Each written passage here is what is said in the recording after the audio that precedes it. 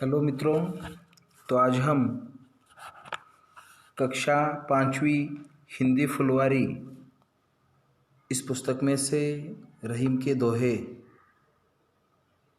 इस पाठ का स्वाध्याय करेंगे। इसमें सबसे पहला प्रश्न, निम्नलिखित वाक्यों को दोहों के आधार पर पूरा करो। छोटा कहने से बड़े या महान लोग छोटे नहीं हो जाते। जैसे जो बड़े न को लघु कहे, नहीं रहीम घटी जाई, गिरिधर मुरलीधर कहे, कछु दुख मानत नाही। तो ये दोहा ये जो वाक्य है इस पे सटीक बैठता है। दूसरा वाक्य दिया है, एक बार बिगड़ी हुई बात कभी नहीं बनती। जैसे बिगड़ी बात बने नहीं, लाख करो किन कोय, रहीमन फाटे दूध को, मथे न माखन होए। मतलब एक बार जब बात बिगड़ी तो लाख कोशिश करो, वो बात बनती नहीं। जैसे फटे दूध से कभी माखन नहीं बन सकता, वैसे वो कभी बिगड़ी हुई बात अच्छी नहीं हो सकती।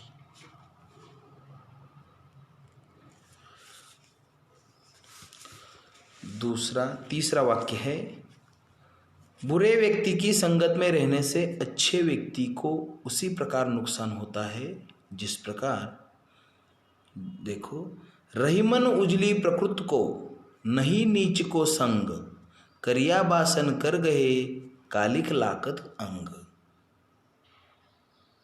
तो ये पहला प्रश्न यहीं खत्म हुआ। प्रश्न दूसरा, कोष्टक में से एक शब्द चुनकर रिक्त स्थानों को पूरा करो। रहीम का जन्म लाहौर में हुआ। रहीम का जन्म टिम्ब में हुआ, लाहौर उत्तर है उसका। दूसरा, रहीम ने अपनी रचनाएं डैश डैश भाषा में लिखी, तमिल, संस्कृत, अवधी। तो अवधी ये जो उत्तर है वो करेक्ट आंसर है। रहीम ने अपनी रचनाएं अवधी भाषा में लिखी। तीसरा, रहीम की कब्र डैश डैश के मकबरे के पास है, अकबर के, बैरम खां के, हुमायूं के। तो रहीम की कब्र हुमायूं के मकबरे के पास है। अगला प्रश्न है, तुमने जो दोहे पढ़े इनमें 4 पंछियों के नाम आए हैं, क्या ये आप नाम बता सकते हो? तो इन 4 पंछियों के नाम है काक, पीक, कोयल, दादुर। काक, पीक, कोयल और दादुर। तो ये 4 पंछी के नाम इन दोहों में आए हैं। अगला प्रश्न, पाठ में रहीम को तलवार और कलम का सिपाही क्यों कहा गया है? क्योंकि वो युद्ध में भी निपुण था और पढ़ाई लिखाई में भी बहुत विद्वान थे, इसलिए रहीम को तलवार और कलम का सिपाही कहा गया है। अगला प्रश्न, शब्दों का खेल में नीचे दोहों में से कुछ शब्द दिए हैं किंतु इनका वर्णक्रम उन्होंने उल्टा सीधा किया है। तो वर्णक्रम को ठीक करने के बाद हमको यहाँ शब्द लिखने हैं और तुम्हारी सहायता के लिए दाईं तरफ इन शब्दों के अर्थ भी लिखे हैं। तो शब्द दिए हैं व स पा और इसका अर्थ होता है वर्षा ऋतु। तो पावस ये करेक्ट आता है, पावस। बान दूसरा, तो इसका मतलब है बर्तन, मतलब बासन। व मतलब उगलना, वमन। क्र तो इसका मतलब है स्वभाव, मतलब प्रकृत। और नु इसका मतलब है मन, मतलब मनवा।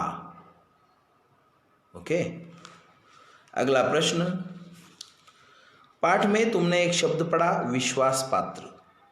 तो यह शब्द विश्वास और पात्र इन 2 शब्दों से मिलकर बना है। इसका अर्थ है कि विश्वास का पात्र। जिस पर विश्वास किया जा सके। सेनापति मतलब सेना का पति। राजदरबार राजा का दरबार। तो ऐसे नीचे दिए गए वाक्यांशों की मदद से ऐसे ही शब्द आप बनाओ।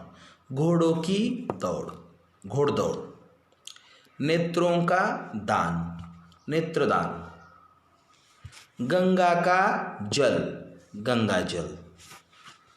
पानी की चक्की, पानचक्की। और शब्दों का कोश यानी शब्दकोश।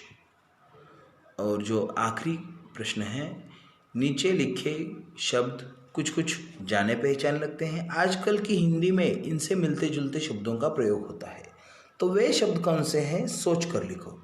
कज्जल मतलब काजल। परिणाम मतलब परिणाम। करिया किया। वक्ता वक्ता। साह मतलब साधु सज्जन। और मीत मतलब मित्र। तो इसके साथ ही आज का ये स्वाध्याय यहीं पे ख़त्म हुआ। Thank you.